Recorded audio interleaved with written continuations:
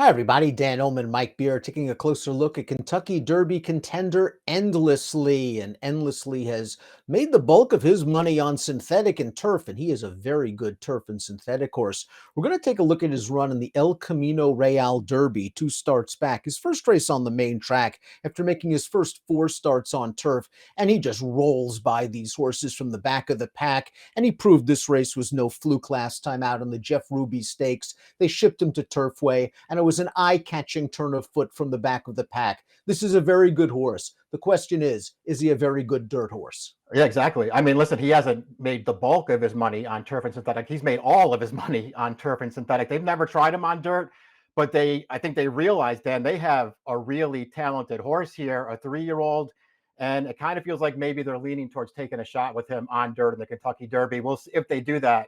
We'll see how it all plays out. One thing you know about this horse, he is a really strong finisher from off the pace. If he can transfer that over to the dirt course, he could be pretty dangerous in the Derby. He has an explosive finish. He is bred to run all day long, but it is kind of a turf pedigree. His sire, Oscar Performance, was a turf horse. His second dam was a stakes-winning turf router. You don't worry about distance with a horse like Endlessly. He acts like he'll stay all day long. Of course, it's all about the surface. And what do you make of trainer Michael McCarthy's comments earlier this week? It seems like he's been sort of wanting to run in a race like the Edgewood on turf at Churchill Downs this week instead of the Derby, but it's the Derby. The owners are going to want to go, right?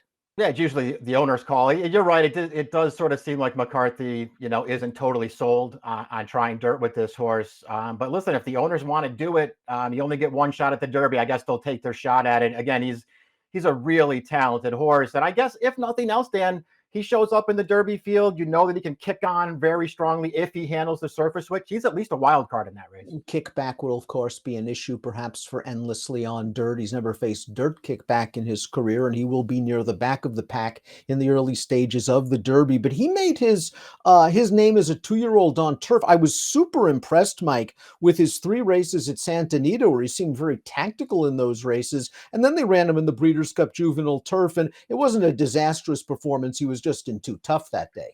Yeah, that wasn't his best performance as a 3-year-old. And it was the first time, I guess you could argue, that they really tested him, and it didn't quite work out for him that day. Not that, again, like you said, it's not a terrible performance, but it certainly wasn't as good as maybe some were expecting.